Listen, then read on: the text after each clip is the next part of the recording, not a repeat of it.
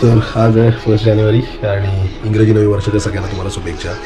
तर वाजले सकाळचे 9:15. आता मी जातो मंदिरात, मध्ये जायचं मला मेडिकलमध्ये. मी तब्येत डाऊन आहे, काल मी व्लॉगच नव्हता केला, आज करतोय. तर चला जाऊया आपण आता मंदिरात रत्नागिरीला.